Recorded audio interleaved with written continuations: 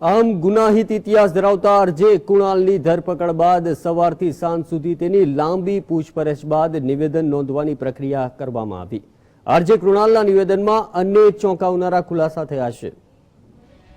RJ કુણાલે પોલીસને પોતાના નિવેદનમાં અનેક હકીકત જણાવી છે, ત્યારે ઘણી વાતો એવી પણ છે કે જે પોલીસને ગળે નથી ઉતરી રહી।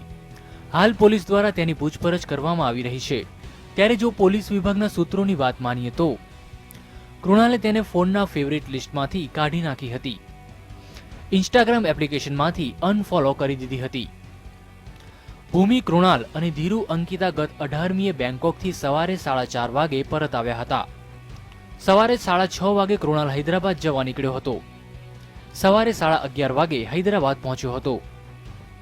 બપોરે 4 વાગે ઇવેન્ટ હોવાથી હોટલમાં આરામ કરવા જતો રહ્યો હતો। આ દરમિયાન ભૂમિએ કુણાલને મેસેજ કર્યા પણ તેને ન વાંચ્યા। ભૂમિએ કુણાલને કોલ કર્યો તો તેણે આરામ કરવા દેવાનું જણાવ્યું। 19 તારીખે કુણાલ સવારે 7:30 વાગે અમદાવાદ પરત આવ્યો। સાંજે ઇવેન્ટ હોવાથી કુણાલે 1 વાગ્યા સુધી સ્ક્રિપ્ટ તૈયાર કરી હતી।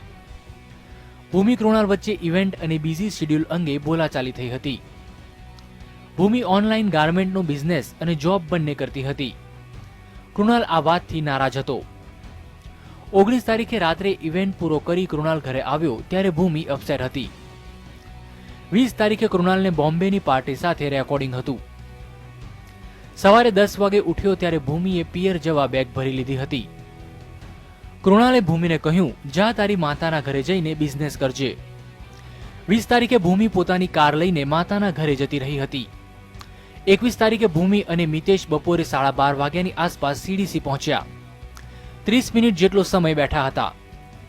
ભૂમિએ કુણાલ સાથે થયેલા ઝઘડા અંગે ચર્ચા કરી હતી। મિતેશ પોતાની ઓફિસે અને ભૂમિ સચિન ટાવર ગઈ હતી। બેંકોકમાં ખરીદી કરવા અંગે બંને વચ્ચે ઝઘડો થયો હતો। ભૂમિએ ખરીદી કર્યા બાદ કુણાલને તેના રૂપિયા પરત કરવા જણાવ્યું હતું। 20 તારીખે ભૂમિએ કુણાલને મેસેજ કર્યો। મેસેજમાં લખ્યું, કાલે તું મને હોસ્પિટલમાં જોઈશ। કુણાલે આ વાતને ગંભીરતાથી નહોતી લીધી। ભૂમિ તેના માતાના ઘરે ગઈ એ બાદ કુણાલે એક પણ કોલ નહોતો કર્યો। આમ કુણાલે પોલીસ સમક્ષ અનેક ચોંકાવનારા ખુલાસા કર્યા છે। ત્યારે આ મામલે ફરિયાદ નોંધાયા બાદ કુણાલ અલગ અલગ જગ્યાએ રિક્ષામાં ફરી રહ્યો હતો, પરંતુ આ વાત પોલીસને ગળે નથી ઉતરતી। ત્યારે તેના માતા પિતા ક્યાં છે એ અંગે પણ કુણાલ કોઈ જ સાચી હકીકત પોલીસને નથી જણાવી રહ્યો। ત્યારે પોલીસ રિમાન્ડ દરમિયાન કુણાલ પાસેથી કેટલું ઓકાવી શકે છે તે જોવું રહ્યું।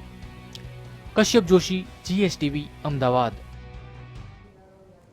અમદાવાદમાં ભૂમિ આત્મહત્યા કેસમાં આરજે કુણાલના માતા પુષ્પા દેસાઈ અને ઈશ્વર દેસાઈએ આગોતરા જામીન મેળવવા માટે મિર્ઝાપુર કોર્ટમાં અરજી કરી હતી, જેના પર આવતીકાલે સુનાવણી હાથ ધરવામાં આવશે। કુણાલના માતા પિતાની અરજીમાં રજૂઆત છે કે તેઓ પર જે કલમ હેઠળ ગુનો નોંધવામાં આવ્યો છે તેવું કોઈ જ કૃત્ય તેઓએ કર્યું નથી, તેમજ તેઓ વૃદ્ધ છે અને નિવૃત્ત જીવન જીવી રહ્યા છે।